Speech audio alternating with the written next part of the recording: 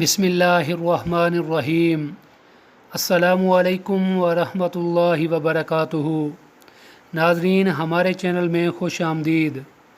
آج میں آپ سب دوستوں کے لیے ایک بہت ہی پیاری ویڈیو لے کر آیا ہوں۔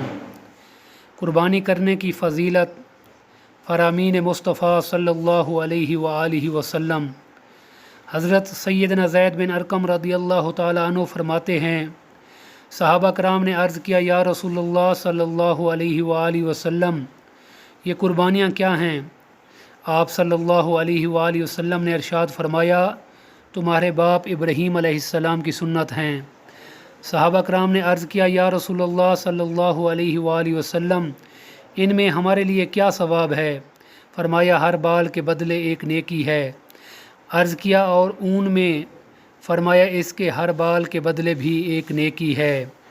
آپ صلی اللہ علیہ وآلہ وسلم نے ارشاد فرمایا، ایام قربانی میں انسان کا کوئی بھی عمل اللہ تعالیٰ کی بارگاہ میں قربانی کے جانور کا خون بہانے سے زیادہ محبوب نہیں ہے، اور قیامت کے روز قربانی کا یہ جانور اللہ تعالیٰ کی بارگاہ میں اپنے سینگوں، بالوں اور کھروں سمیت حاضر ہوگا، اور بلا شبہ قربانی کے جانور کا خون زمین پر گرنے سے پہلے اللہ تعالیٰ کی بارگاہ میں مرتبہ قبولیت کو پا لیتا ہے۔